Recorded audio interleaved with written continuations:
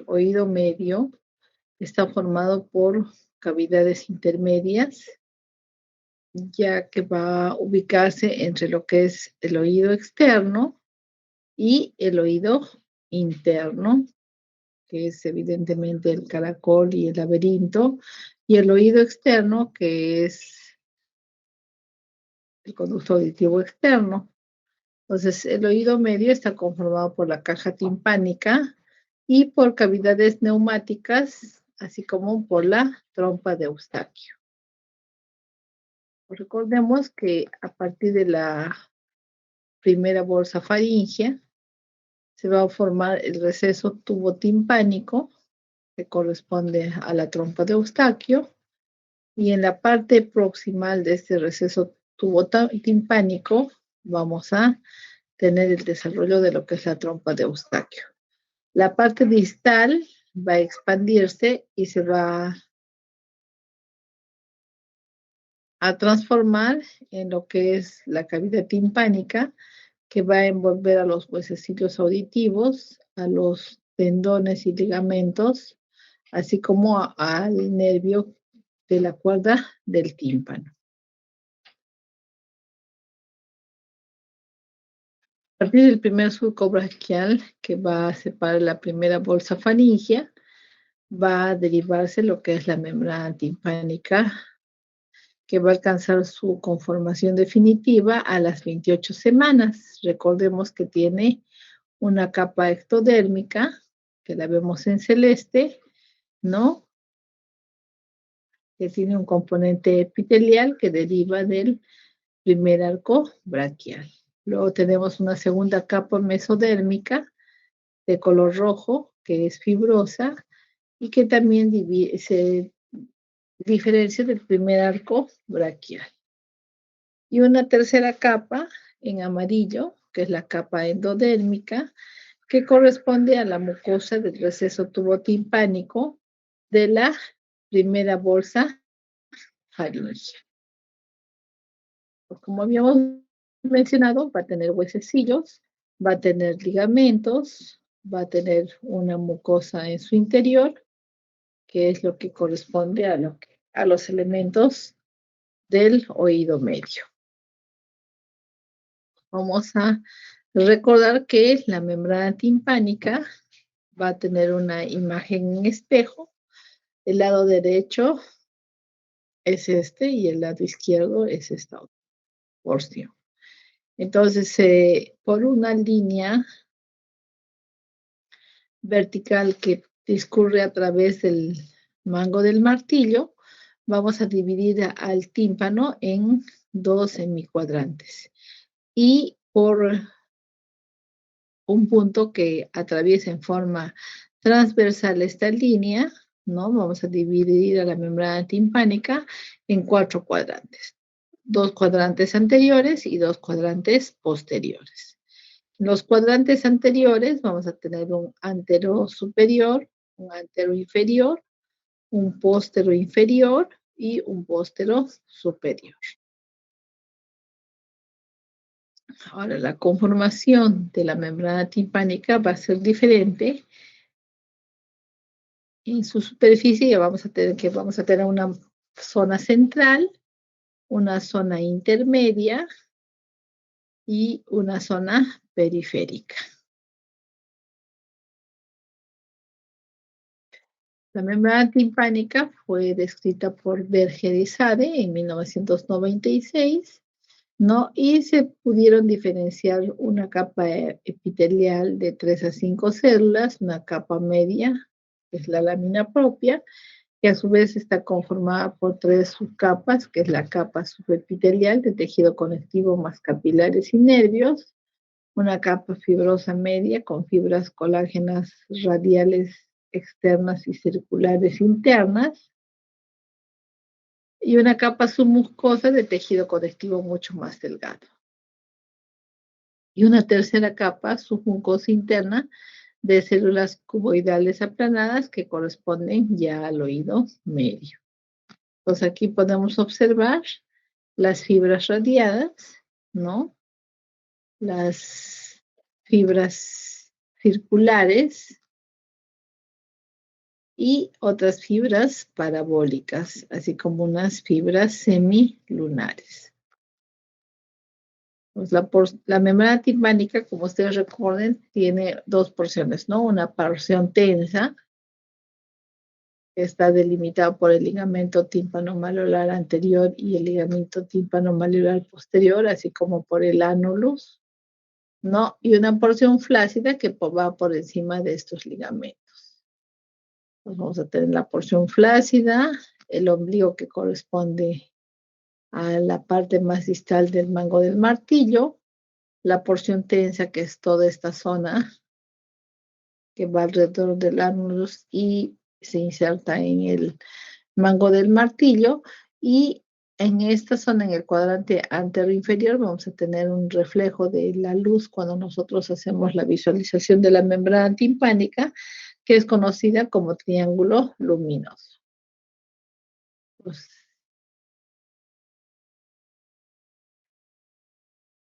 en la cara interna vamos a reconocer, ¿no? El mango del martillo, el ligamento tímpano-malleolar anterior y posterior, y el anillo de Gerlach o rodete de Gerlach, que es el que se une a la porción ósea de la mastoides.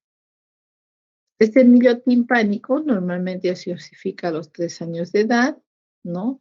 Y va a formar un ángulo con el conducto auditivo externo, que en los adultos es de 40 a 45 grados, y en los niños evidentemente es mucho más agudo. Entonces, la cara externa de la membrana timpánica está inervada por 3 nervios, por el nervio auriculotemporal, rama del trigémino, por el nervio auricular, rama del neumogástrico, y la cara interna va a estar inervada por el nervio de Jacobson, dependiente del glosofaringeo.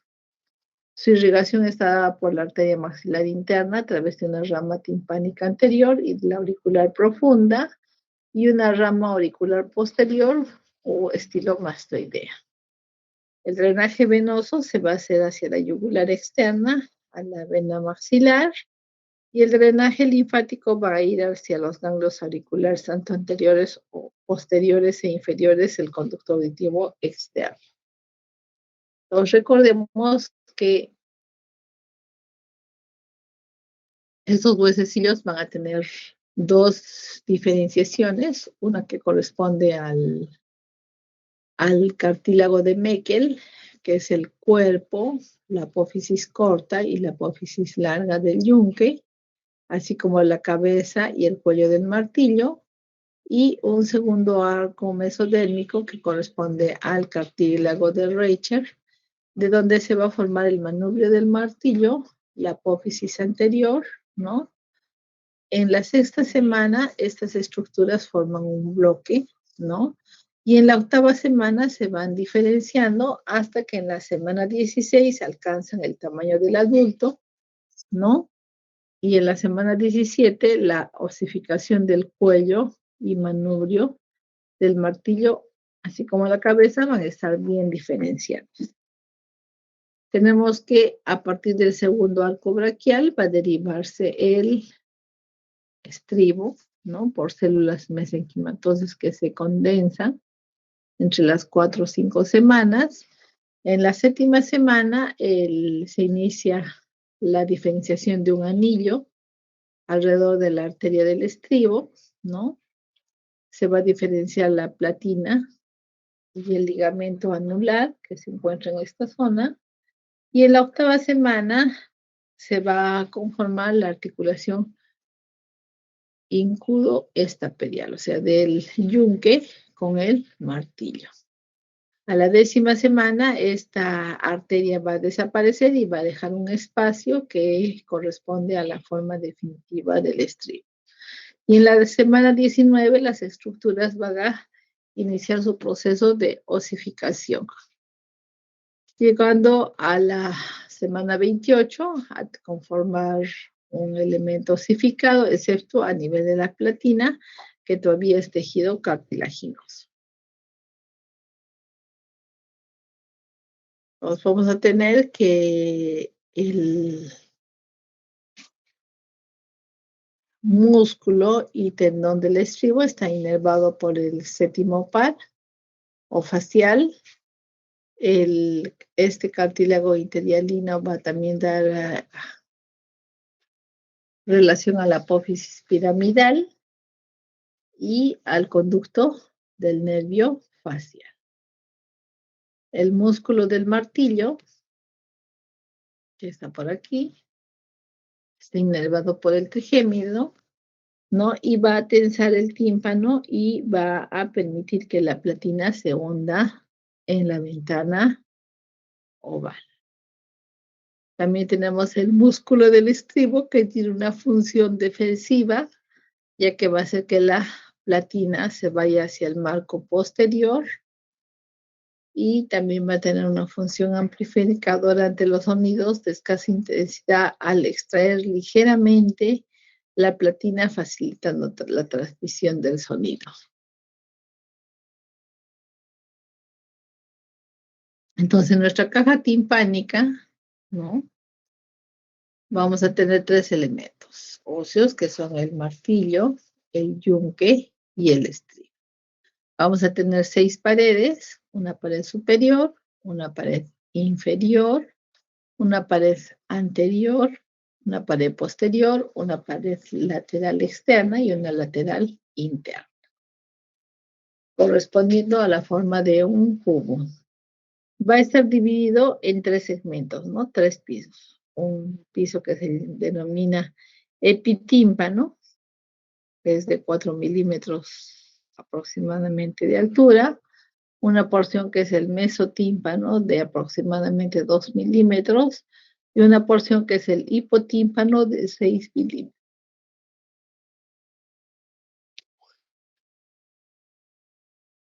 Entonces, entre la semana 12 a 28 se van a formar unos sacos mucosos, un saco anterior o la bolsa anterior de Troche, un saco medio que es el epitímpano y el área petrosa, y un saco superior o bolsa posterior que corresponde, aparte de la mastoides, al espacio inferior del yunque, y un saco posterior o nicho de la ventana redonda y oval que corresponde al seno timpánico. Os recordemos que la caja timpánica, al tener 6 paredes, vamos a tener una pared interna que es conocida como pared laberíntica, que está en relación a la ventana oval, a la platina del estribo y a la ventana redonda coclear, donde termina la rampa timpánica del caracol, así como el acueducto de Falopio, que aloja al nervio facial. En la pared superior o techo de la caja es una delgada lámina ósea que va a corresponder a la fosa cerebral media.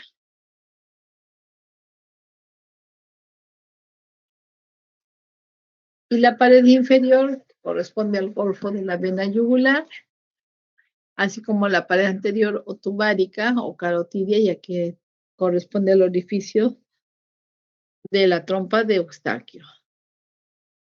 Y la pared posterior o mastoidea, que donde va a iniciarse el aditus adantrum, que corresponde al macizo óseo del nervio facial. Y la pared externa timpánica, donde la membrana timpánica se halla. La caja timpánica evidentemente va a tener límites como es el látigo timpánico, ¿no? Vamos a tener evidentemente una circulación de aire que va a provenir tanto de la trompa de Eustaquio como de la mastoides, ¿no? Hacia atrás va a estar en relación con el aditus adantrum, ¿no? Ahí tiene una porción medial que corresponde a una región por encima de la ventana redonda, ¿no? Y vamos a tener adelante la pared anterior de la caja, que se va a relacionar con el protímpano o trompa ósea. Por debajo vamos a tener al mesotímpano,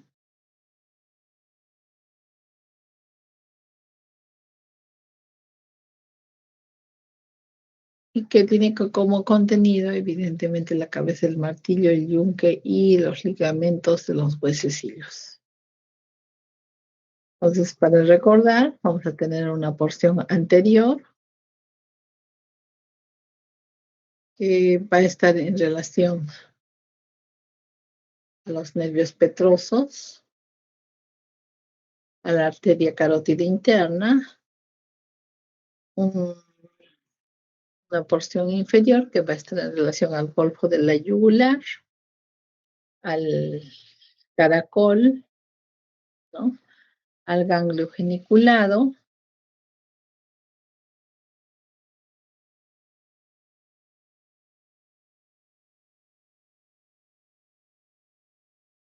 Vamos a tener también la prominencia del nervio facial o del conducto del facial y vamos a tener una porción posterior que esté relacionada con la mastoides, con el conducto semicircular lateral,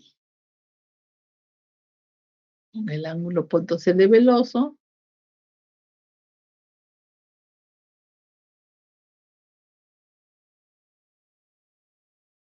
y evidentemente vamos a observar en el oído medio tanto los tendones, así como el músculo tensor de la trompa de Eustaquio.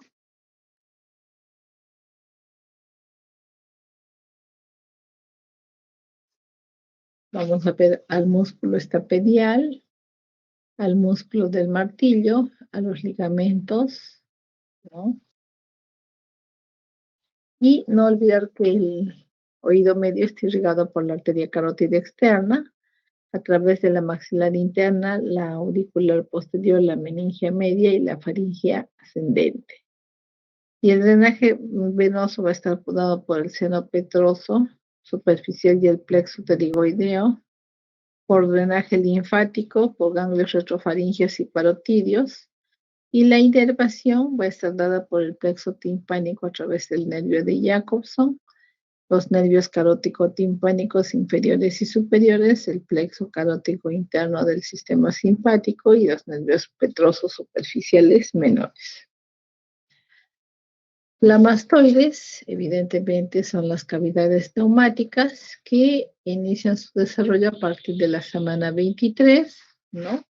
En un periodo fetal tardío se va a diferenciar lo que es el antro mastoideo al nacer, pero esta cavidad va a tener el tamaño del adulto. Al segundo año recién se van a diferenciar las puntillas mastoideas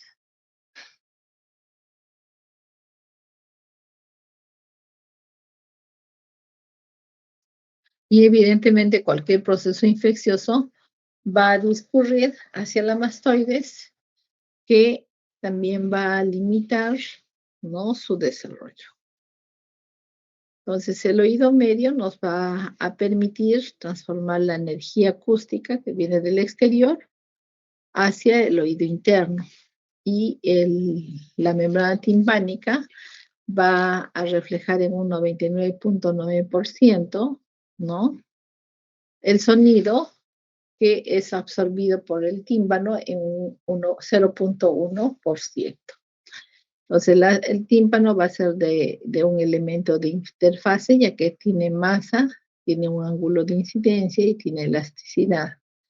Entonces, va a crear un obstáculo o oposición que se encuentra al sonido para su transmisión. Los estímulos sonoros conservan su carácter original de ondas mecánicas hasta la cadena osicular, donde la energía acústica va a ser amplificada en 25 decibeles. Los músculos del oído medio van a proteger el tímpano y a la cadena osicular para reducir la transmisión de sonidos que sean de gran intensidad. Entonces, el sonido va a pasar de un medio aéreo a un medio líquido, que es en el oído interno. Por lo tanto, se va a producir una amplificación del sonido a través del área de la membrana timpánica, que tiene una relación de 20:1 con la platina del estribo. La acción de palanca de la cadena de huesecillos, ¿no?, nos va a dar también una fuerza para esta transmisión, que en una persona normal se va a considerar como una ventaja mecánica de 22.1. No olvidemos que la cantidad de sonido que llega a la cóclea es de 25 decibeles.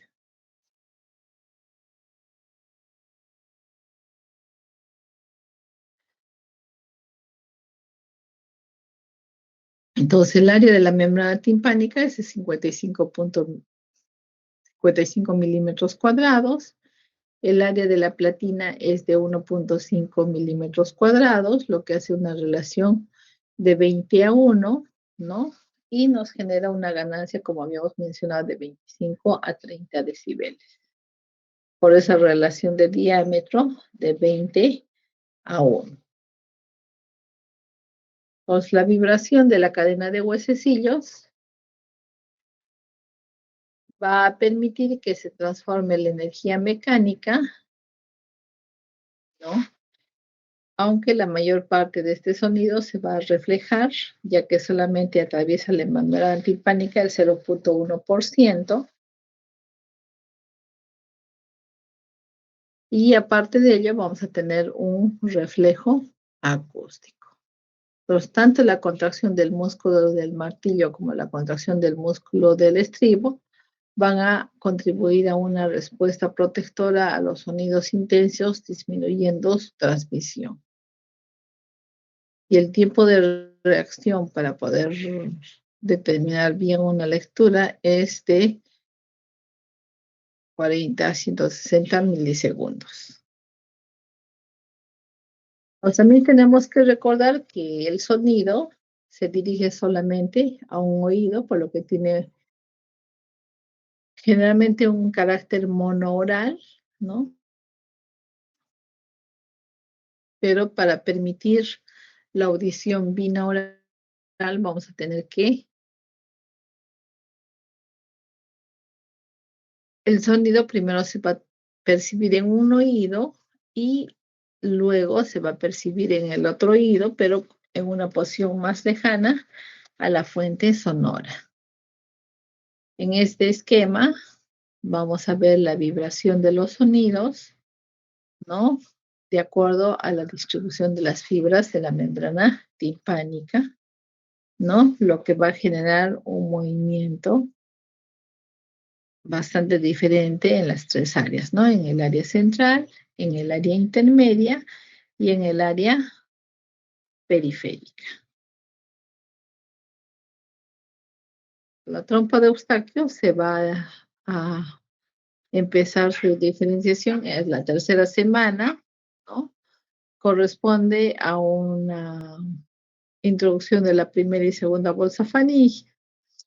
El arco se alarga, ¿no? Y esto va a ir comprimiendo y elongándose, cosa que al nacer es la longitud de esta zona va a ser de 17 milímetros.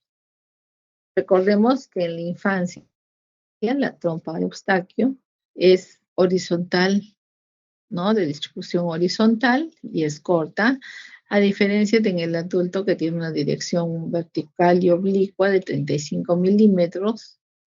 Participa también en la ventilación del oído, nos sirve de protección mecánica y inmunidad humoral, y también la trompa nos va a permitir el aclaramiento de las secreciones que tengamos en el oído medio. La trompa de Eustaquio está formada por dos conos unidos por un vértice. Generalmente tiene una longitud de 35 a 45 milímetros. Se desplaza de adelante hacia abajo y hacia adentro. Tiene una porción ósea que es timpánica en sus 2 tercios y una porción fibrocartilaginosa en 1 tercio, con un orificio triangular que es el orificio de la trompa de Eustaquio.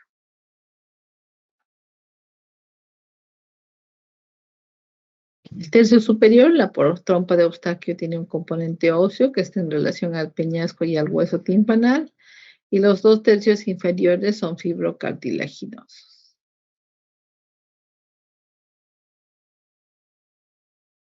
Está recubierta por un epitelio cilíndrico ciliado pseudoestratificado. Va a tener músculos sinérgicos como el peristalfilino interno, que es tensor, el peristalfilino externo, que abre la trompa, el elevador del pelo del paladar, que también nos permite una apertura, ¿no? Y normalmente la trompa se va a abrir cuando estamos masticando, bostezando, y va a estar cerrada cuando nos hallamos en reposo. Está innervado por el peristalfilino interno, el 10º y el 11º par, el músculo peristalfilino externo por el trigémino y el salpingofaringio por el 9º.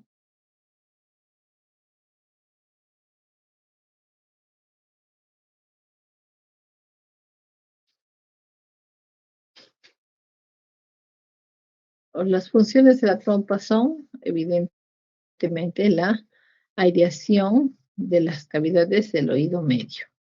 También va a equilibrar las presiones, tanto de la presión externa como de la presión interna del oído, donde la acción de drenaje, ya sea muscular o mecánico, van a darle madurez a ese oídito.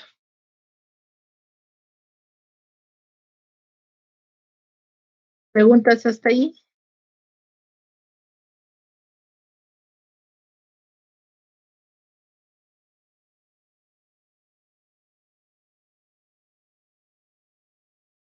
Ok. Entonces luego tenemos lo que es la embriología, anatomía y fisiología del oído interno. Entonces, como habíamos mencionado, el oído interno en la tercera semana va a producirse un engrosamiento ectodérmico lateral que corresponde a la placa óptica a cada lado del mirencéfalo, la misma que va a introducirse para formar lo que se llama la fosita óptica, y eso va a dar origen a una vesícula óptica que va a diferenciarse en el ganglio estato.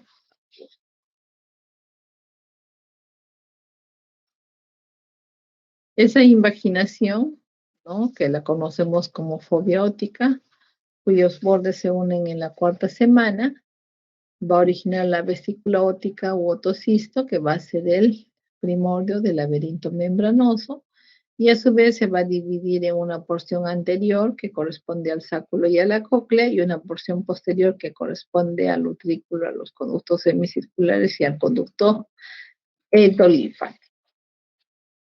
El ectodermo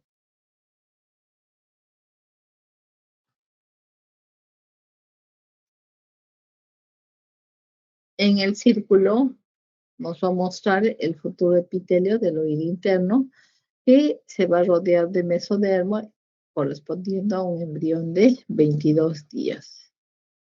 Entonces, ese ectodermo se va a diferenciar en un conducto coclear, ¿no?, que se introduce en el mesénquima dando un primer giro basal. La primera vuelta se da a las 8 semanas, la segunda vuelta se va a dar a las 10 semanas y va a completar su desarrollo de 2 vueltas y media, una, 2 vueltas y media a las 25 semanas. Tenemos el conducto coclear, la diferenciación de lo que es el órgano de Corti, ¿no? Y evidentemente en la 10ª semana esa vacuola se va a transformar en 2 espacios, ¿no? Un espacio perilinfático que se va a dividir en lo que es la rampa vestibular y la rampa timpánica. En la semana número 15 se va a producir una osificación. En la semana número 20 vamos a tener la diferenciación de la membrana tectoria, ¿no? A la semana 23 va a terminar la osificación de la cóclea. Y ahí ya tenemos una diferenciación de lo que es el laberinto, así como del túnel de Corti, que va a llegar a una diferenciación total a la semana 26. Entonces, este túnel de Corti nos va a dividir a las células en unas células sensoriales, tanto externas como internas, ¿no? Donde en la cresta externa vamos a tener 3 a 4 células, ¿no?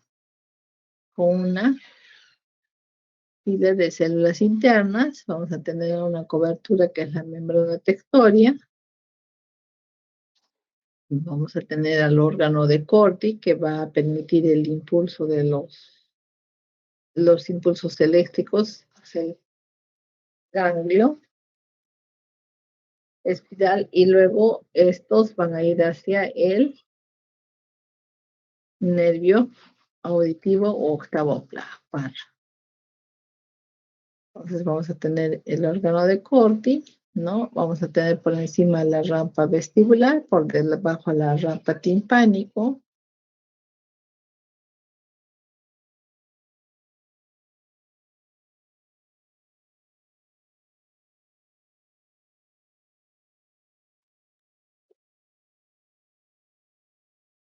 La cresta externa va a estar dada por 3 tipos de células, ¿no? Externas, 1, 2 y 3, y una célula interna, una cobertura que es la membrana tectoria, ¿no? Una cresta interna que es el limbo de la lámina espiral, que está en esta zona, y los impulsos se van a transmitir por las fibras nerviosas hacia el ganglio espiral y de ahí al nervio auditivo.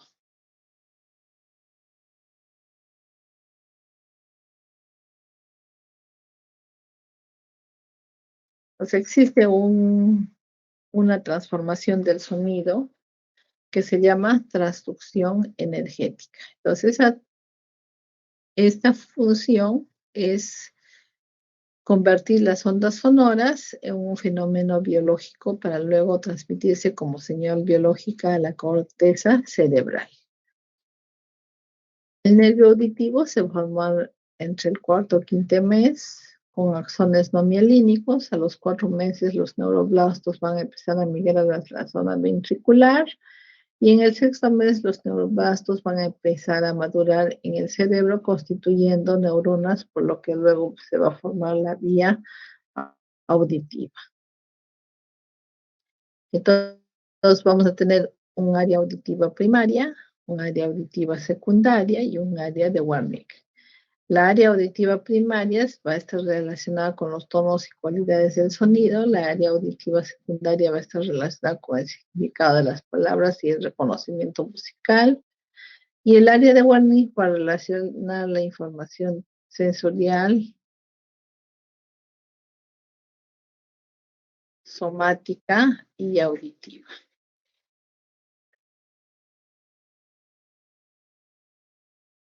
Lo anterior en relación al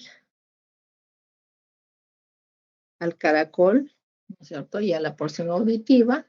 Y luego vamos a tener que en la tercera semana se va a diferenciar la mácula común en lo que va a corresponder al utrículo y a los conductos semicirculares, ¿no? Entonces vamos a tener una porción utricular que va a corresponder a la cresta del conducto semicircular superior, cresta del conducto semicircular lateral y a la membrana utricular y una membrana sacular que corresponde a la cresta del conducto semicircular posterior y al sacro. Vamos a tener que también van a diferenciarse unos elementos que es la cúpula, la ampolla, ¿no? El nervio ampular, donde en la sexta semana se van a producir 6 evaginaciones que se van a dosar y que luego desaparecen.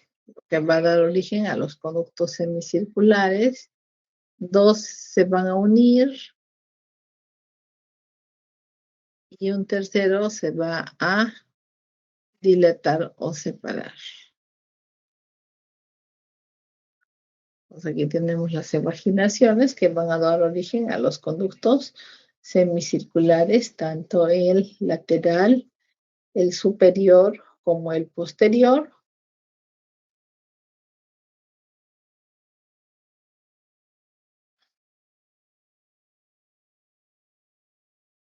Vamos a tener una dilatación proximal que es conocida como la ampolla y que va a corresponder a las crestas ampulares, donde el conducto semicircular superior va a tener una, el conducto semicircular posterior también va a tener una y el lateral también va a tener una, ¿no? Y ahí se van a diferenciar unas células que son las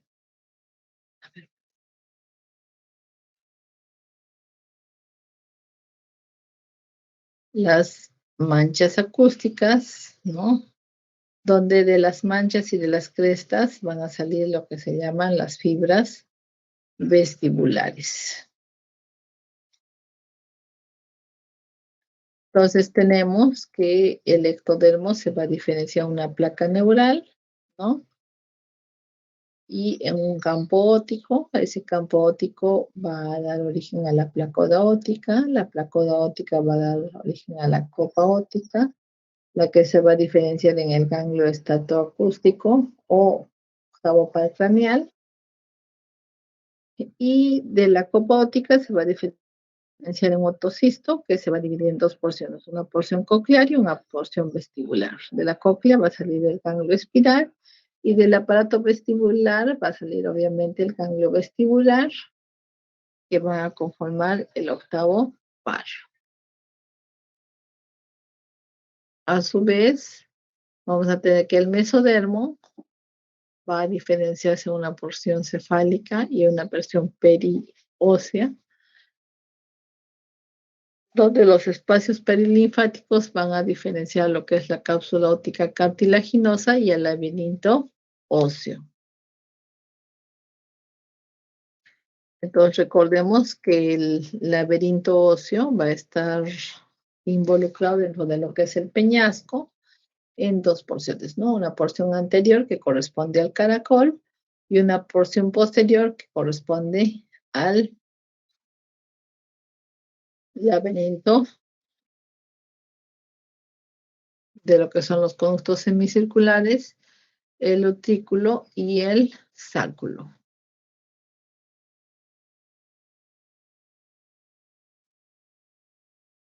Entonces, la cóclea evidentemente va a tener dos vueltas y media, una porción superior que es el licotrema, ¿no? Y el utrículo va a corresponder a la desembocadura de las ampollas, ¿no? De las crestas ampulares, tanto del conducto semicircular superior, posterior y lateral. Vamos a tener una porción intermedia que es el sáculo, que va a comunicar tanto al vestíbulo como a la cóclea, y también va a estar en relación con el acueducto vestibular que va a desembocar en la fosa craneal media. Nos vamos a reiterar que la cóclea da dos vueltas y media, en algunos casos hasta tres vueltas, ¿no? Se va a formar una porción central que es el modiolo y esta cóclea va a tener dos ingresos, uno por la ventana oval y otra por la ventana redonda. En su interior va a discurrir líquido cefalorraquídeo que van a ser evidentemente ricos en sodio y potasio. O si nosotros desenrollamos el caracol, ¿no? Vamos a tener un tubo alargado separado en dos espacios.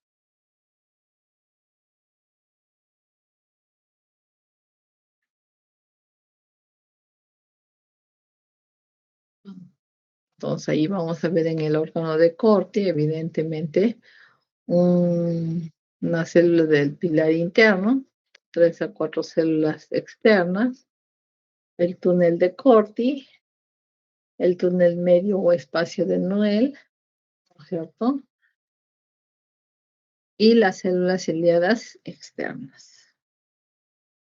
Entonces, la cóclea, evidentemente, al alargarla, va a tener dos ingresos, ¿no? Un ingreso por la ventana oval que corresponde a la pretina del estribo, ¿no? Que es la que va a introducir los sonidos, ¿no? Y que van a ir cambiando su percepción a medida que avanza hacia el vértice, y una ventana redonda, que es por donde este juego de líquidos va a hacer un movimiento de contrapulsión. Entonces, el sonido que viene del conducto auditivo externo va a estimular la membrana timpánica, que va a movilizar la cadena de huesecillos. La cadena de huesecillos, a través del estribo, va a estimular a cada una de estas células sensoriales de acuerdo a la intensidad del mismo, ¿no? Y evidentemente se va a producir un movimiento que va a terminar a nivel de la ventana redonda. Entonces vamos a tener que el estímulo va a estar dividido en frecuencias altas, frecuencias medias y frecuencias bajas. Las frecuencias altas van a estar en relación a lo que es la ventana oval, las frecuencias intermedias al medio, y las frecuencias bajas, evidentemente, hacia lo que es el helicotrema.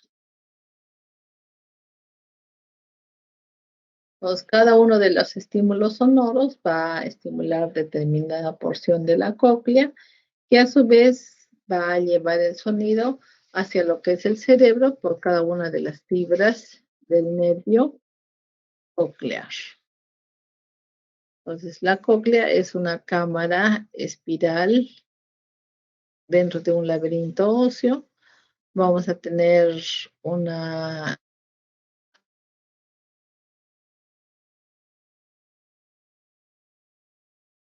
una membrana basilar, una escala timpánica llena de perilinfa también,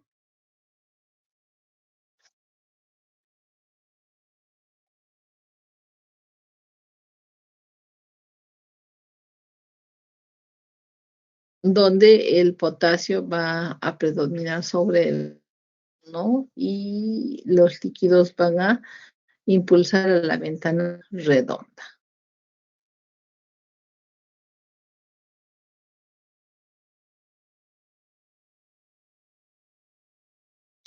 Entonces vamos a tener que el órgano de Corti va a fibras nerviosas hacia el ganglio espiral. El ganglio espiral va a conformar las fibras del mismo, va a conformar lo que es el nervio auditivo.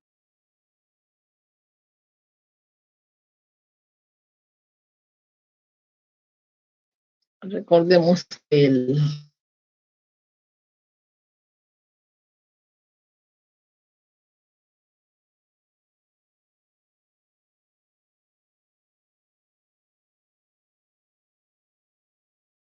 el sentido horizontal, en el sentido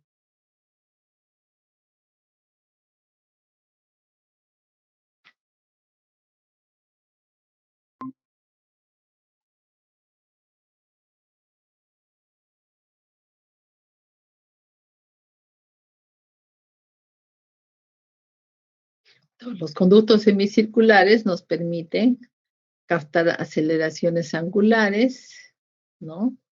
Tanto el conducto semicircular externo lateral, el superior y el posterior. Estos van a desembocar en lo que son las crestas ampollares.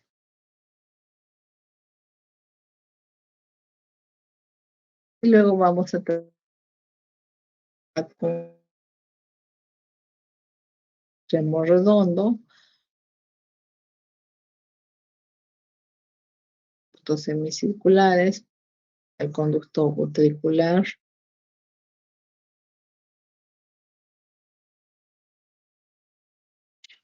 la comunicación del utrículo y el conducto utricular se llama pliegue o válvula utricular de Mast, y tiene receptores sensitivos y de sostén que van a captar las aceleraciones lineales, tanto verticales,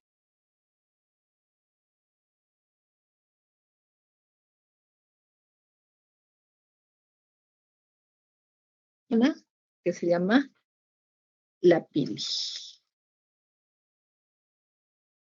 Y a nivel del sáculo vamos a tener que es un órgano esférico que ocupa un receso esférico, que tiene también como contenido líquido endolinfático, tiene una porción que son las máculas con un neuroepitelio y está cubierto por una membrana otolítica llamada sagiti y nos permiten captar oscilaciones tanto horizontales como verticales.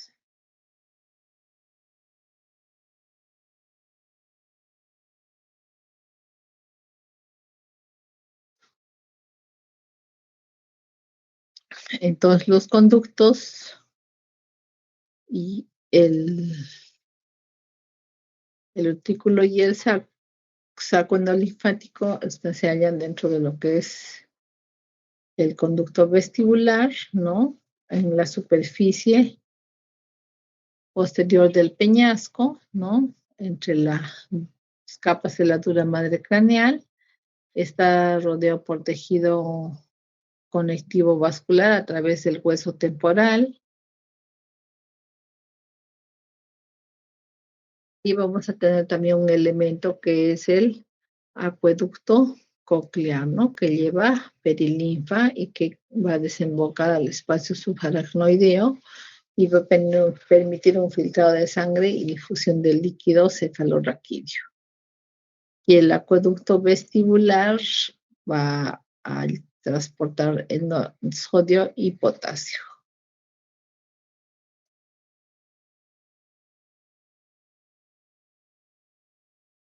El laberinto también tiene una irrigación especial que después nos va a permitir determinar ciertas patologías, ¿no? Es dependiendo de la arteria basilar, nos va a dar la arteria auditiva interna y esa a su vez se va a dividir en una arteria auditiva coclear común, ¿no? Y esa se va a subdividir en una porción vestibular, que es la arteria cocleo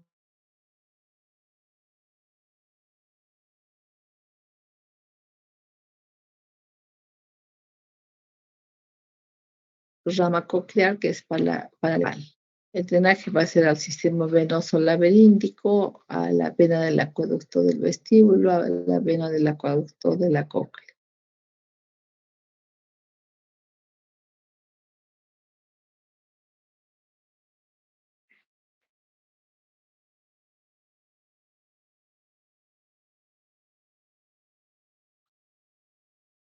Entonces, aquí vamos a tener la arteria vestibular anterior, que va a dar irrigación a la porción superior del utrículo, del sáculo, al conducto semicircular superior y al conducto semicircular externo. Luego vamos a tener una rama vestibular posterior que va a dar irrigación a la porción inferior del utrículo, al inferior del ducto semicircular posterior. Y ese laberinto va a drenar hacia las venas del acueducto del vestíbulo. Tanto del laberinto posterior va a drenar al seno lateral o al seno petroso superior y la vena del acueducto de la cóclea va a drenar parte del utrículo y sáculo, va a drenar hacia el seno petroso inferior y la vena auditiva interna va a drenar hacia la espina basal, hacia el seno petroso superior. La inervación está tanto por fibras aferentes y aferentes, el nervio coclear, el nervio vestibular superior y el nervio vestibular inferior. Recordemos que el nervio coclear va a tener acciones del órgano de corte y del ganglio de Corti, que van a conformar lo que es el nervio coclear. El nervio vestibular superior va a corresponder al conducto semicircular superior o anterior y al conducto semicircular lateral, ¿no? así como a fibras del utrículo, y el nervio vestibular inferior va a corresponder a lo que es parte del sáculo y al conducto semicircular posterior.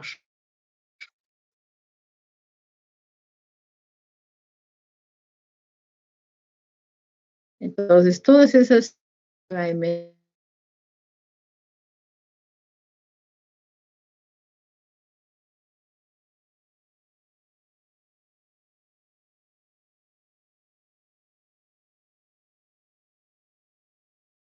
semicircular superior y al conducto semicircular orbital, un nervio vestibular inferior que corresponde al sáculo y al conducto semicircular posterior.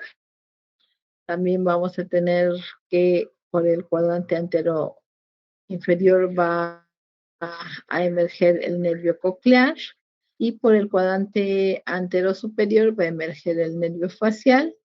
La arteria auditiva interna va a penetrar hacia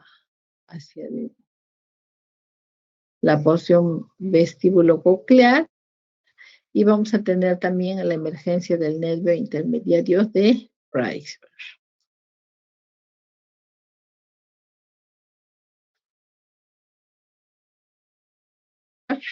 Que en los cuadrantes anteriores vamos a tener al facial en la parte superior y al nervio coclear en la parte inferior. Y en la parte posterior superior al nervio vestibular superior y el nervio vestibular inferior.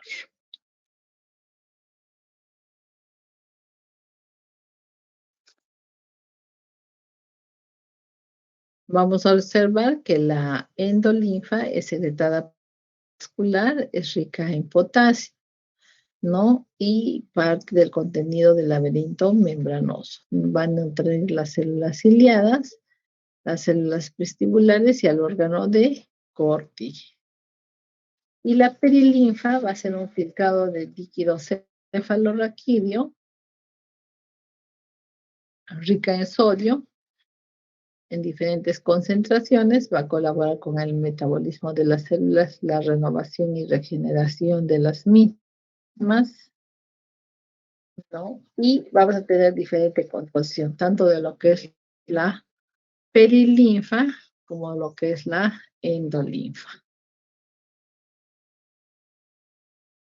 Entonces, la endolinfa va a tener una predominancia de potasio, ¿no? De 161, y la perilinfa va a tener una predominancia de sodio en 150.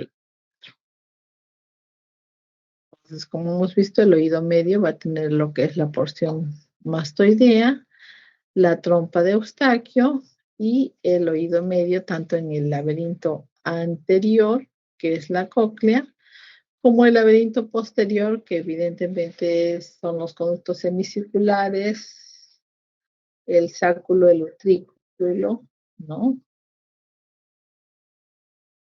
No olvidemos a la trompa de Eustaquio, a la membrana timpánica, al huesecito del martillo, a los conductos semicirculares, que ya los hemos mencionado, a la cóclea, al ganglio geniculado, que corresponde al acueducto del facial, ¿no?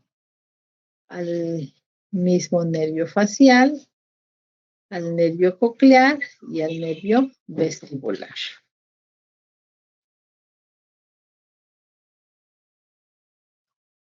¿Preguntas hasta ahí?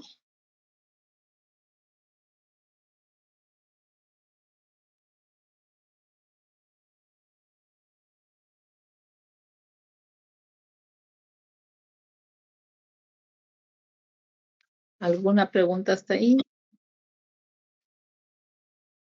Pues luego vamos a ver lo que ya corresponde a nuestra área, que es evidentemente la elaboración de la historia clínica, la anamnesis, el examen físico y los exámenes auxiliares.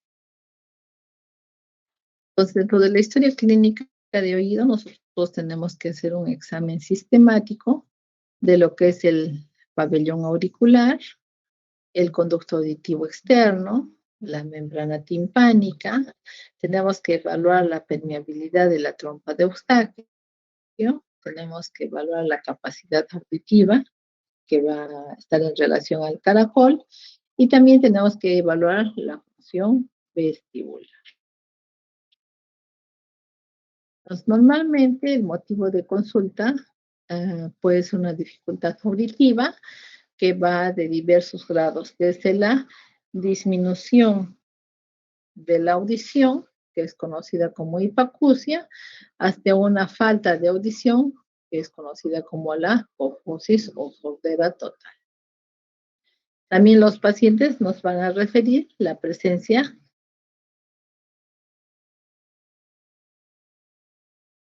de ruidos en el oído, ¿no? O en la cabeza también nos va a decir el paciente, ¿no? Tengo un ruido en mi cabeza que es conocida como tinnitus o acúfeno. O sea, nosotros lo vamos a registrar como tinnitus o acúfeno. Y también va a haber una sensación. Dime.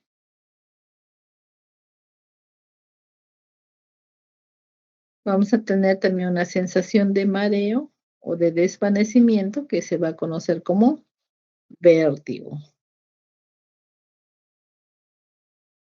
Entonces, hay pacientes que nos van a referir la sensación de líquido o de que tienen algo dentro del oído, como un derrame, que va a hacer que las palabras suenen dentro de su oído, que se conocen como autofonía.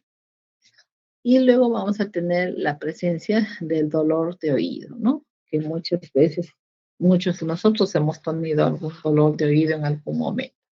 Y esto tenemos que establecer si es un dolor propiamente del oído, es conocido como otalgia, o es un dolor referido, que es la otodinia. Entonces, tenemos que diferenciar ambos síntomas, sobre todo en la emergencia.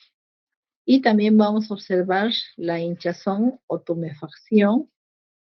Podemos, puede presentar el paciente escozor o prurito, y también la presencia de drenaje o secreciones a través del conducto auditivo externo, que puede ser otorrea cuando es pus, otorragia cuando es sangre, ¿de acuerdo?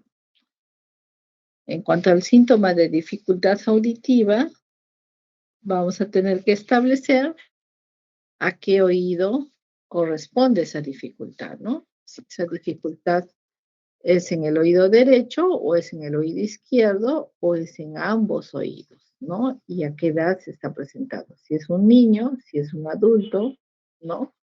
Porque la dificultad auditiva se puede presentar a cualquier edad dependiendo del tipo de patología.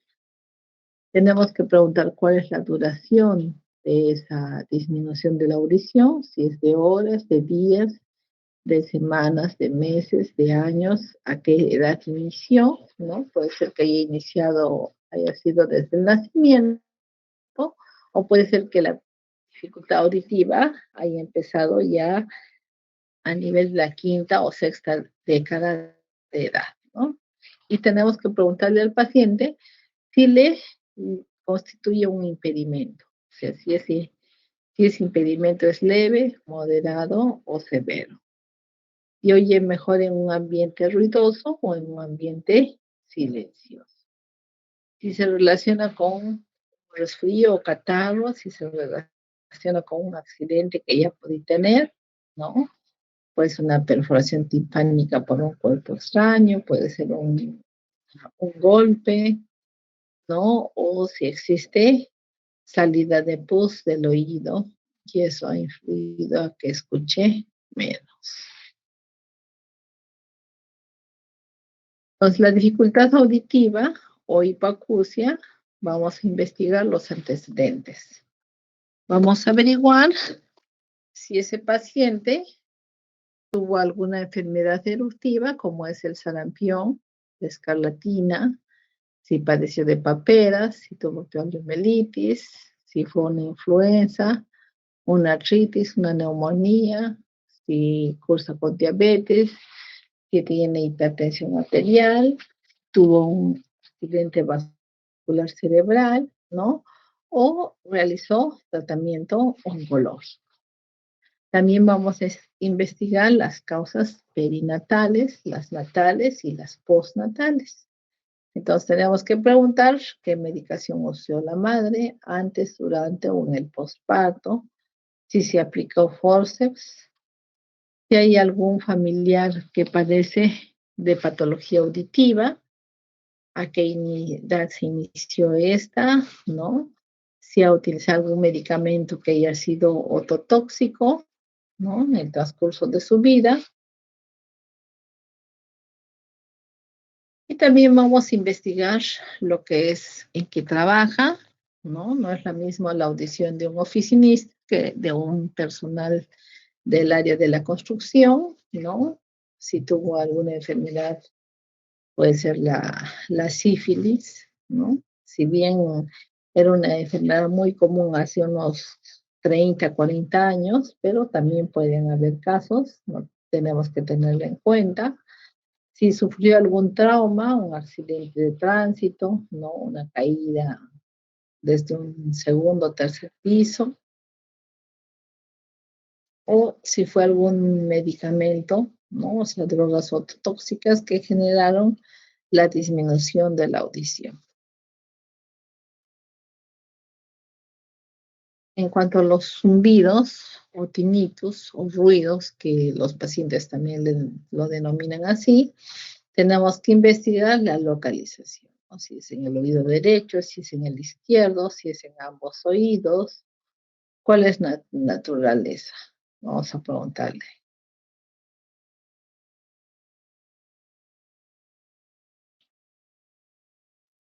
¿no? Si tiene una forma de campanilla, si tiene la forma de un motor, si suena como un latido o si suena como un río.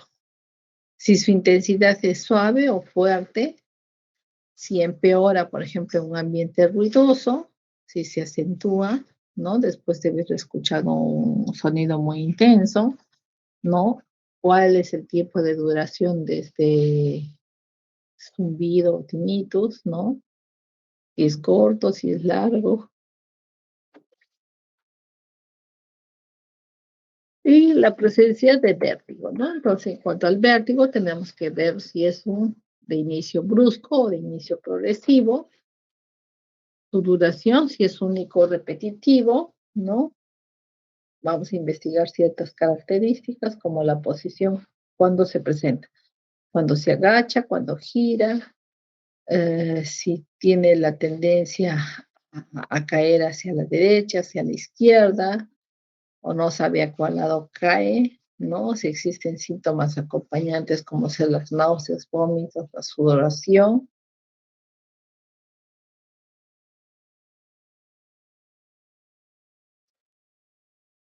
Los vómitos y la presencia de zumbidos, ¿no? Si esos zumbidos son unilaterales o bilaterales, si hay una hipoacusia presente o ausente, si ya tenía ataques previos de estos cuadros de vértigo o inestabilidad.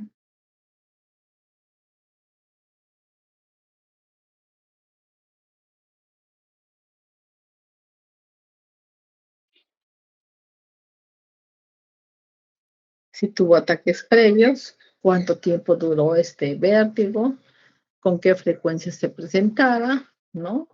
Y también vamos a investigar acerca del derrame o la salida de líquidos, ¿no? Hay que ver si es un líquido que proviene del conducto auditivo externo o del oído medio. Hay que ver cuál es el carácter de este líquido, si es seroso, si es mucoso, si es sanguinolento, si es purulento o si es fétido. ¿Cuál es la cantidad? Si es una cantidad escasa, moderada, profusa, ¿no? ¿Cuándo inició la salida de este líquido? ¿Cuánto tiempo dura ya esta salida? Si fue días, semanas, meses. Vamos a ver también la duración en horas, días, semanas, años. Vamos a ver si está precedido de catarro, otargia, dificultad auditiva y otras enfermedades.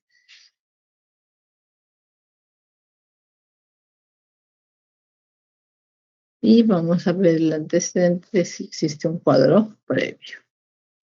En cuanto a lo que es la otalgia y la otorrinolaringología, tenemos que diferenciar, ¿no? ¿Cuál es la localización del dolor?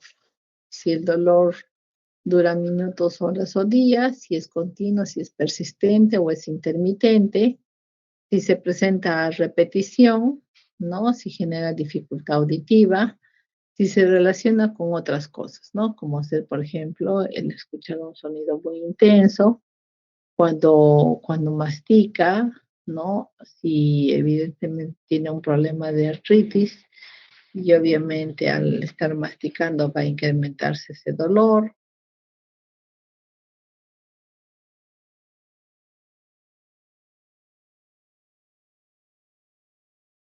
¿no? Entonces tenemos que ver si es un dolor reflejo que venga de la columna cervical, si viene de la articulación temporomandibular, tenemos que hacer que el paciente abra y cierre la boca, tocando a nivel de lo que es la articulación temporomandibular, ¿no? Agarramos en forma bilateral con nuestro dedito y le pedimos que abra y cierre la boca. Si nosotros observamos que hay un clic, que hay una asimetría en el movimiento o que este movimiento genera más dolor, entonces vamos a indicar que se debe a una disfunción temporomandibular, ¿no?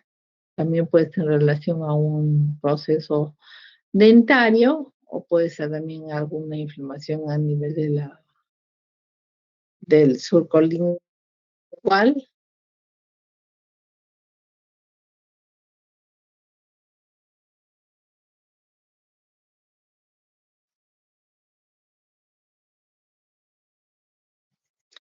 Sí, por ejemplo, ese dolor también se relaciona con algún proceso inflamatorio a nivel de amígdalas, a nivel de lengua, que va a estar en relación con el nervio glosofaringeo, ¿no? O si también ese dolor se relaciona con un problema a nivel de lo que son el epiglotis, ¿de acuerdo? O el hueso yoides también, y está en relación con el neumogástrico.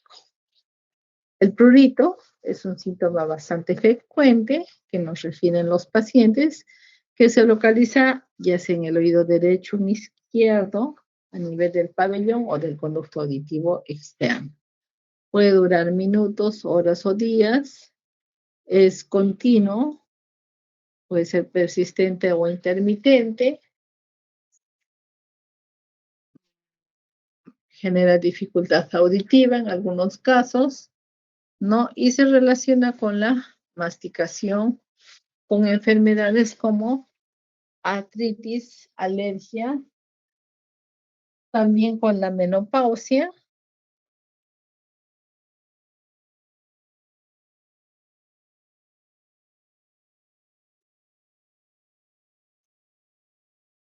porque evidentemente en la menopausia la piel se hace más seca, ¿no? Y eso genera incomodidad.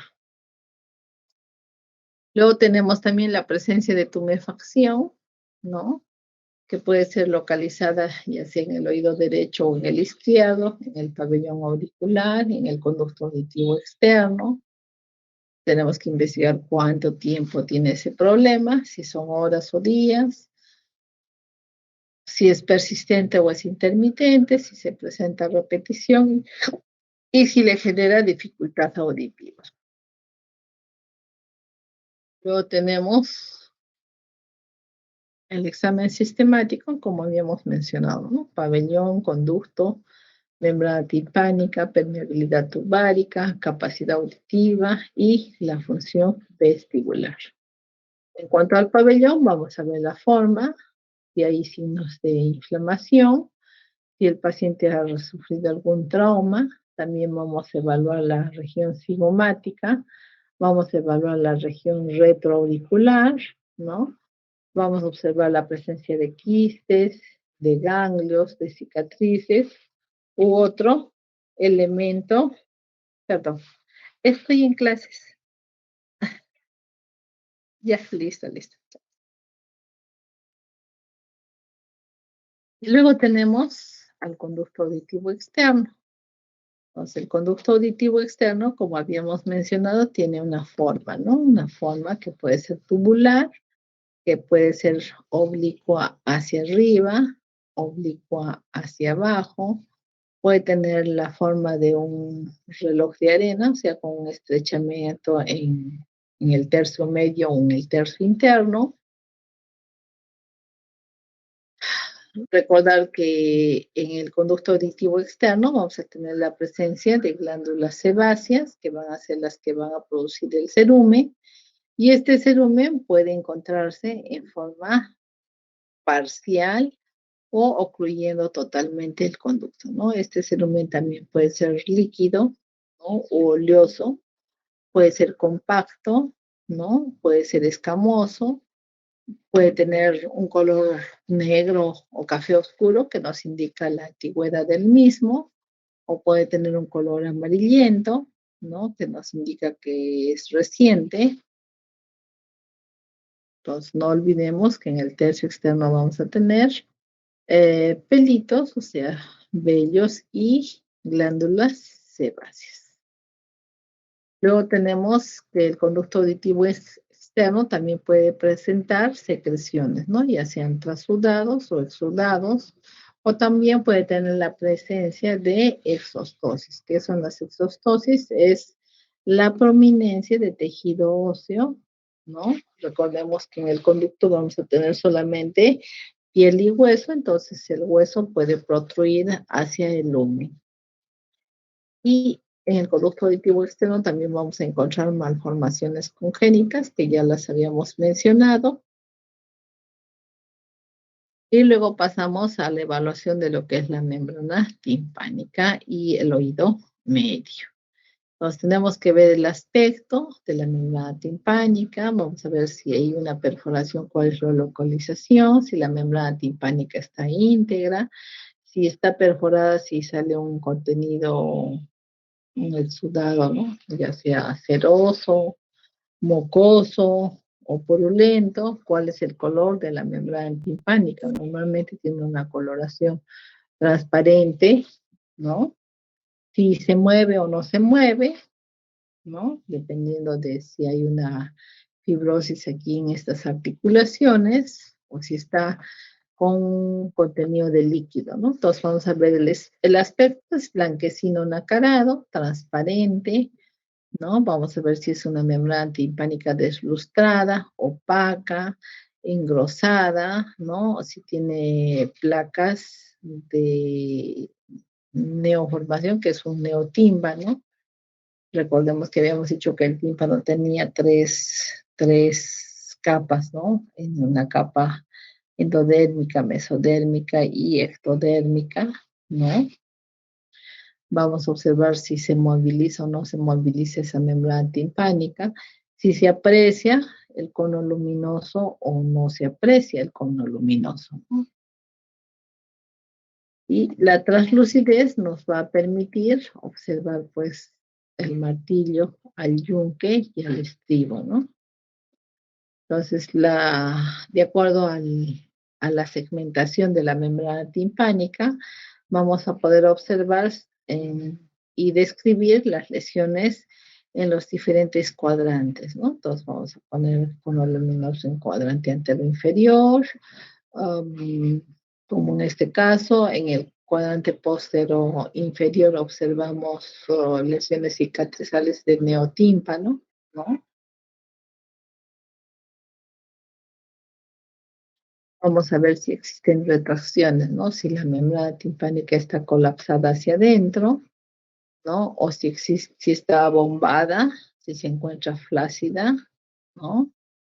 Cómo se encuentra lo que es la pars tensa, que habíamos dicho que estaba delimitado por los ligamentos tímpano-malolar anterior y posterior, o cómo se encuentra la pars flácida, ¿no? Entonces vamos a observar si la posición de la membrana timpánica es normal, si la posición de la membrana timpánica está retraída o si está bombada, si es translúcida, si es opaca. Vamos a observar si tiene un color gris perla, ámbar o azulado cuando hay contenido en el oído medio, ¿no? tiene un color blanquecino, si tiene un color rojizo, como una otitis media aguda.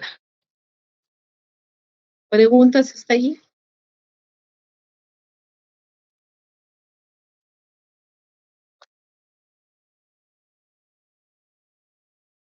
¿Está claro?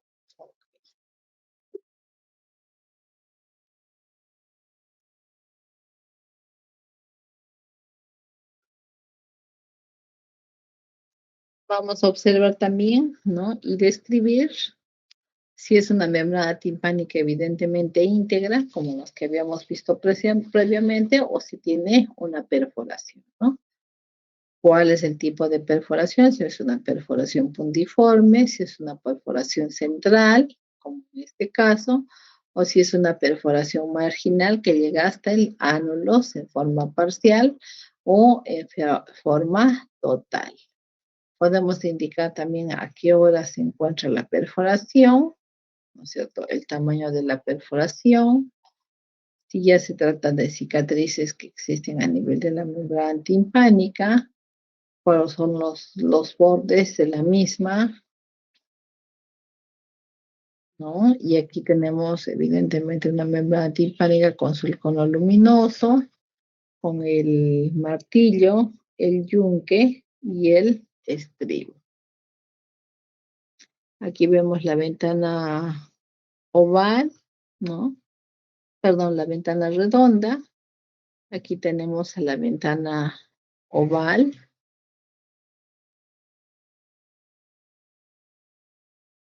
de la continuación del estribo.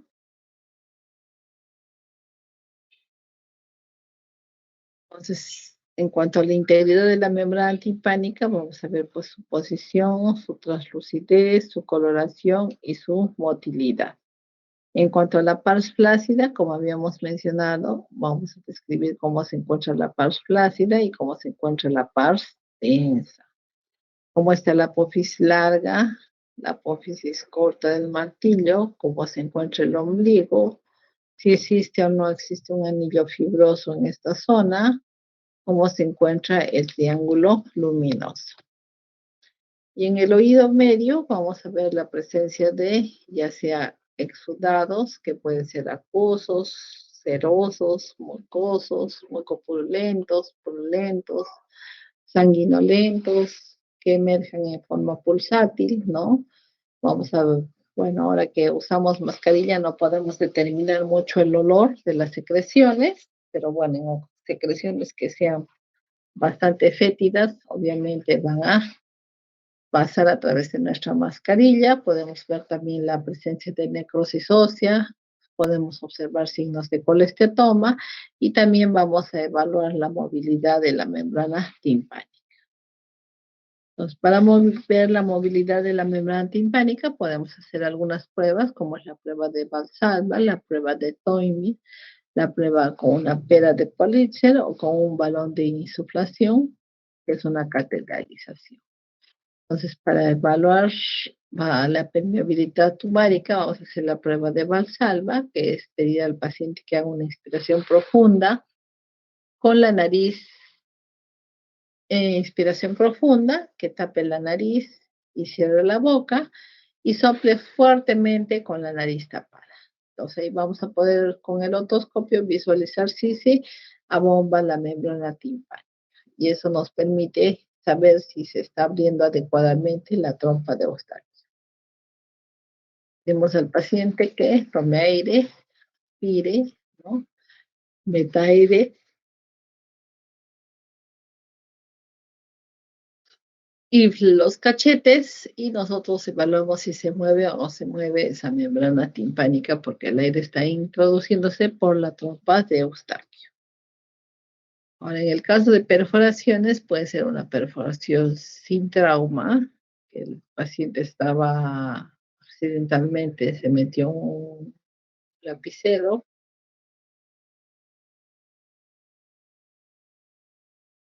o algún otro objeto, ¿no? Palito, tantas cosas que se meten las personas a los oídos, ¿no? Entonces aquí observamos signos de retracción, ¿no? Antes de retracción de la membrana timpánica.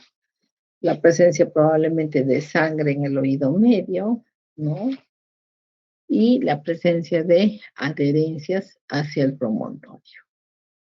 En la prueba de Toynbee, lo que hacemos es que luego de hacer la evaluación de la trompa de Eustaquio, le pedimos que el paciente degluta y esto nos va a generar un movimiento de hundimiento de la membrana timpánica en la caja, lo que genera una disminución de la audición.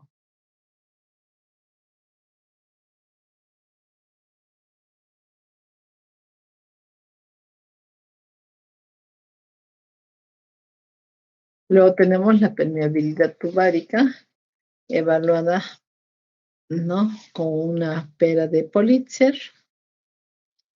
Y luego tenemos la cateterización de la trompa de Eustaquio con un balón de insuflación que también nos permite ver si se mueve o no se mueve. Luego tenemos la evaluación vestibular que corresponde a un protocolo, ¿no? En el que vamos a evaluar la presencia de nistagmos, vamos a hacer el cover test para ver si la pupila se desplaza cuando oprimimos un ojo, vamos a ver el reflejo vestibulocular, vamos a ver la coordinación de los índices, vamos a medir la fuerza del paciente, vamos a evaluar la simetría facial, vamos a hacer un estudio ya sea estático o dinámico, como es la prueba de Romberg, dinámico como la prueba de Utenberg, la estrella de Babinski, la de Dixal-Pike.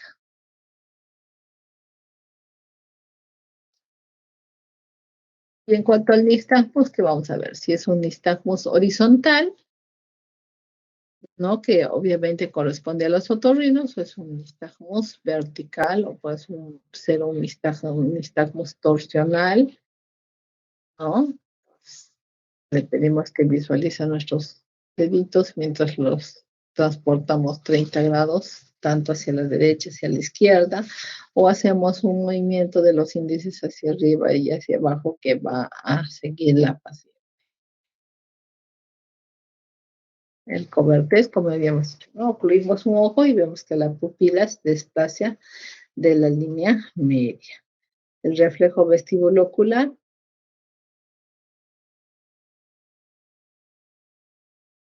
vamos a hacer movimientos de lateralización de la cabeza para estimular los conductos semicirculares, ya sea externo, superior o posterior. Vamos a pedir la prueba de coordinación de índices, ¿no? Una evaluación del examinado con el examinador. Vamos a evaluar los pares craneales para ver si existe una simetría en el funcionamiento de los mismos. Vamos a hacer pruebas estáticas como la de Romberg, en la que le vamos a pedir al paciente que con los pies juntos cierre los ojos y evaluamos si se cae o no se cae de un lado.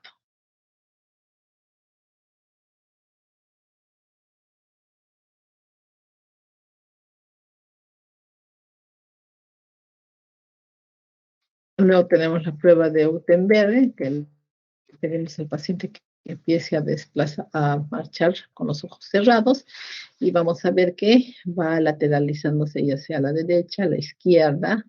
Tenemos la prueba de Barani, tenemos la estrella de Babinski, ¿no? Entonces inicia en un punto y de pronto el paciente empieza a desplazarse por todo el consultorio.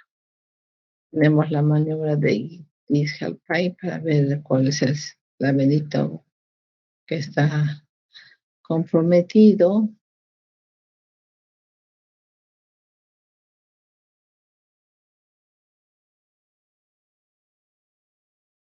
Entonces ahí vamos a sentar al paciente, ¿no? Y vamos a llevarlo a, vamos a lateralizar la cabeza a 45 grados y en esa posición lo vamos a llevar a que su cabeza esté colgando y vamos a observar si se producen nistagmos y qué tipo de nistagmos se presenta. Luego vamos a hacer una evaluación instrumental a la que nos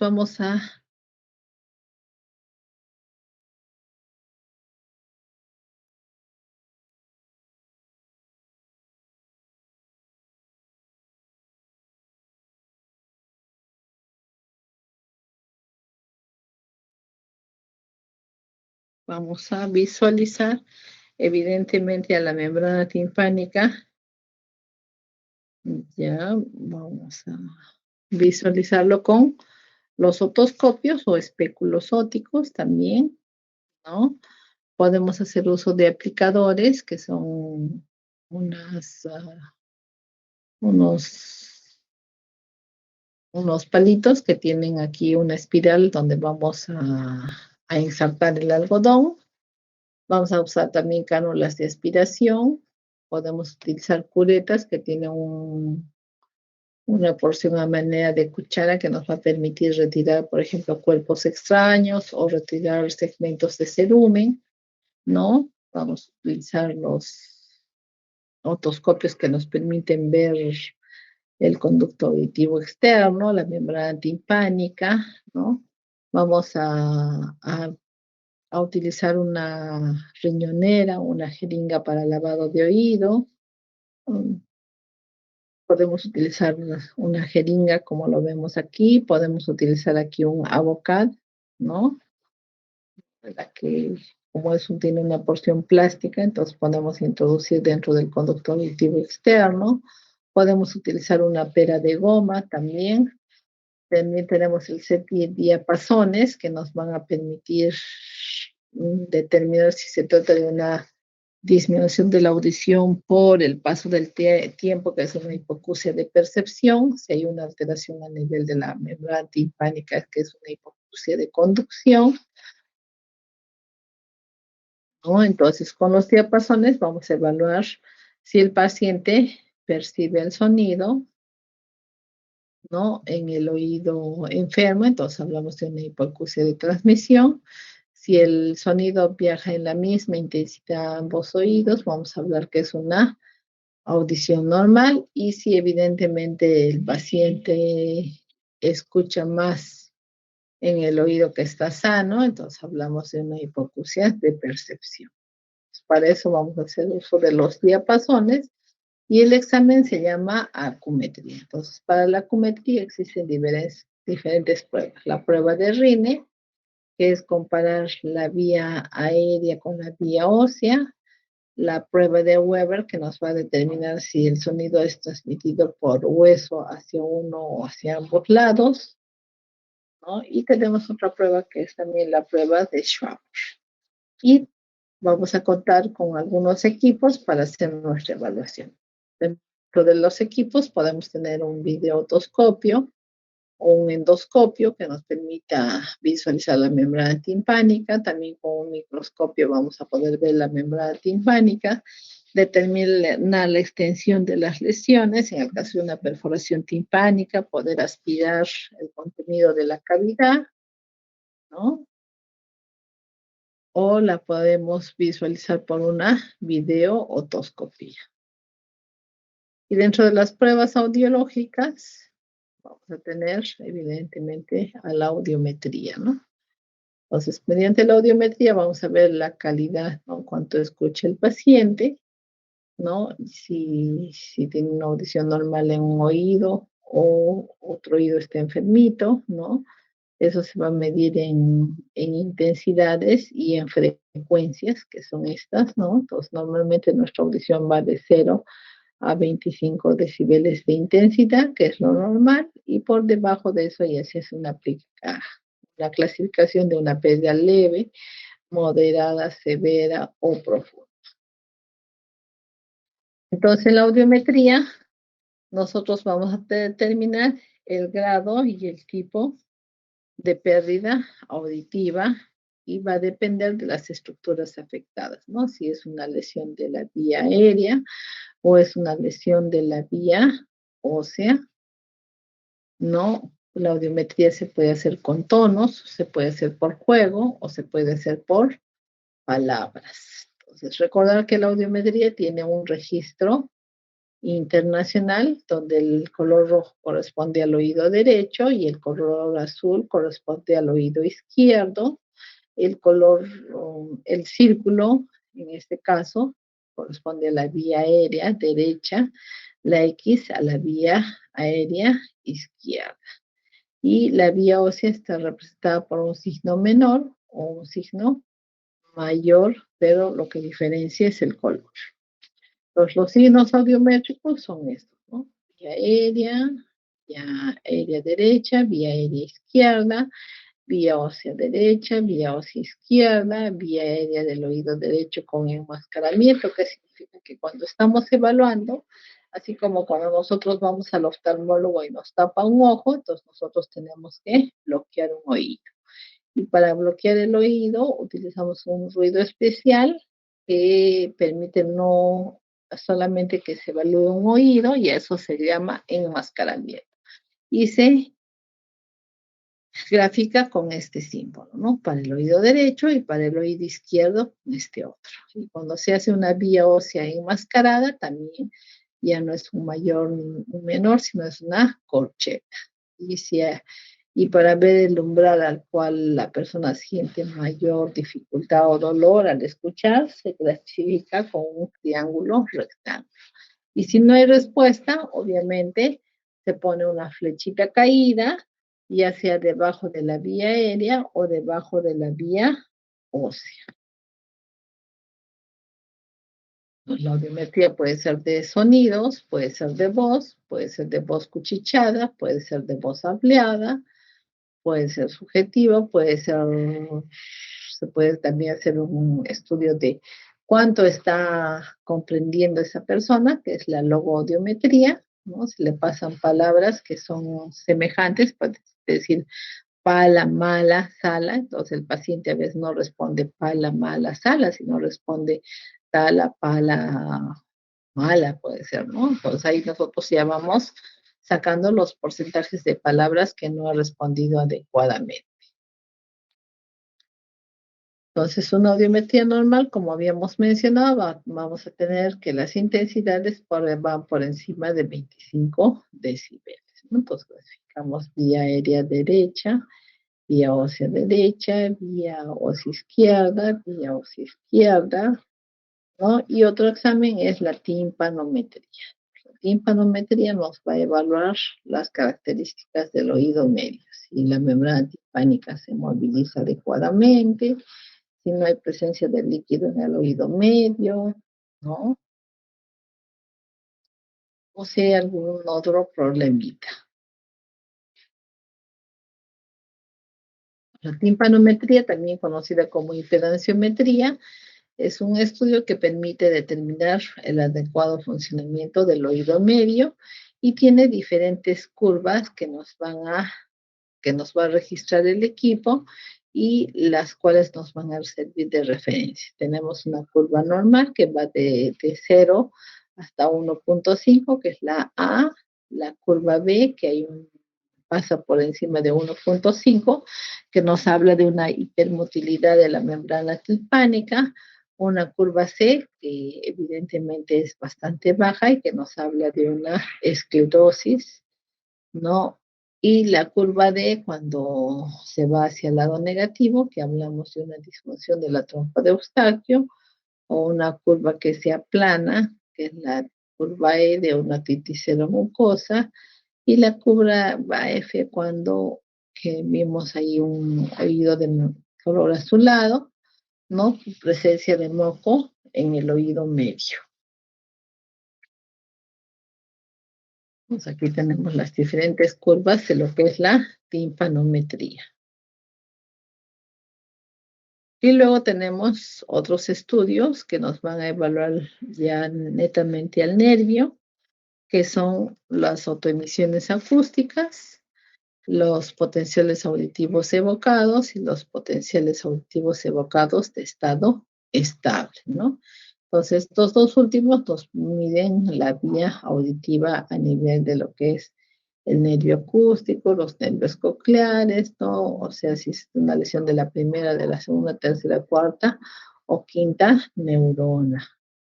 Las fotoemisiones acústicas que permiten evaluar la función coclear, sobre todo de las células ciliares externas,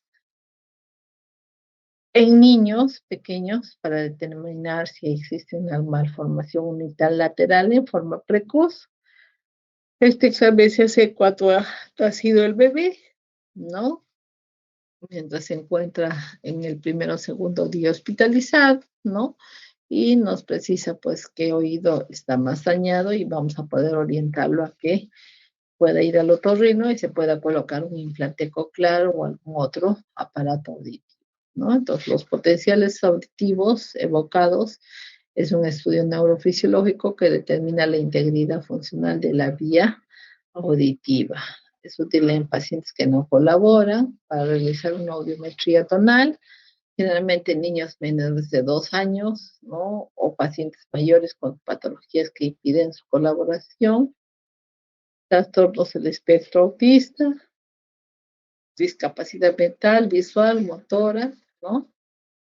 Entonces, ahí ahora hay un tiempo en el que vamos a poder evaluar, ¿no? La primera onda se va a poder evaluar a partir del sexto mes, la segunda a partir del primer año, la tercera a partir del año y medio, la cuarta a partir del primer año.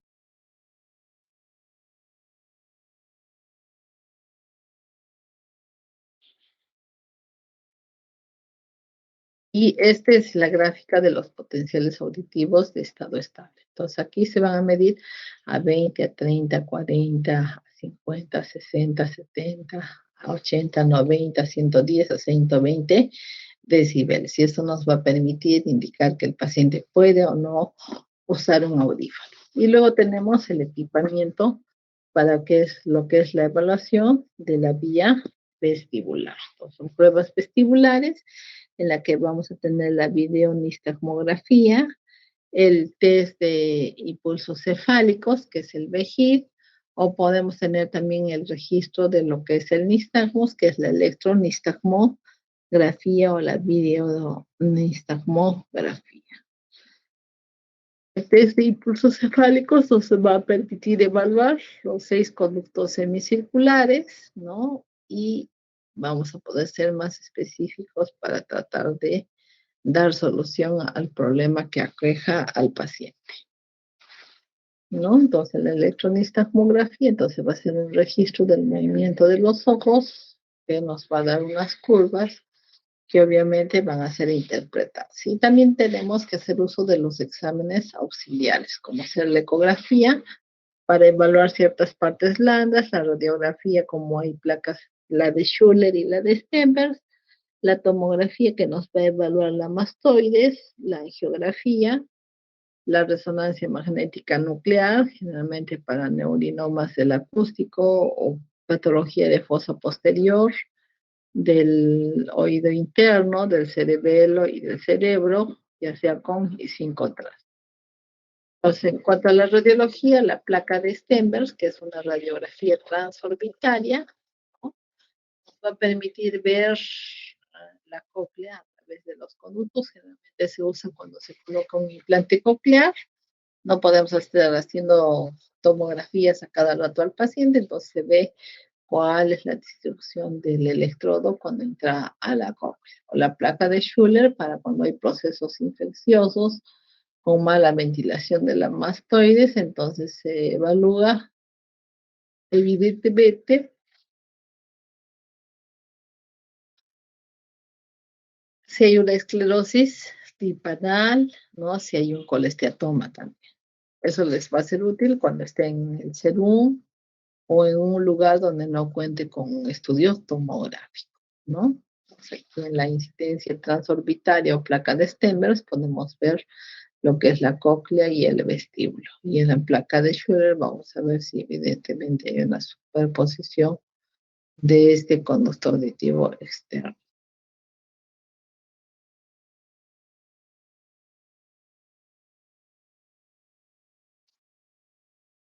Y la tomografía de mastoides, ya sea axial, coronal y sagital, nos va a ser útil en malformaciones congénitas, ¿no? En ver el grado de neumatización de la mastoides. La angiografía nos va a permitir ver ciertos tumores, ¿no? Como el glomus, ¿no? La resonancia nos va a permitir evaluar, pues, cómo están las estructuras mucosas, aunque más pedimos tomografía. Y sobre todo la resonancia lo utilizamos para un tumor que es el neurinoma de la acústica.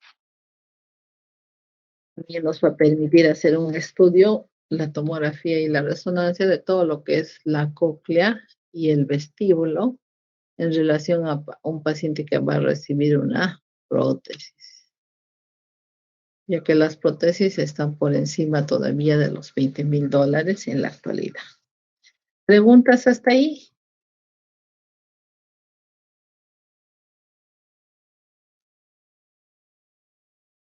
¿Alguna pregunta?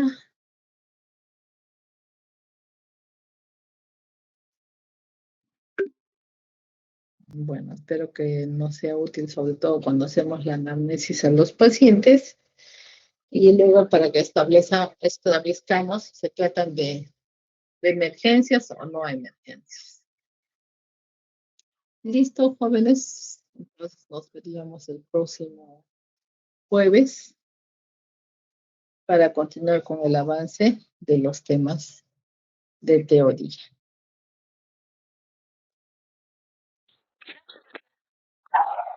Adiós, doctorita. Buenas tardes. Buenas tardes, Gracias, doctora. Buenas tardes. Gracias, doctora. buenas tardes. Gracias, doctora. Buenas tardes.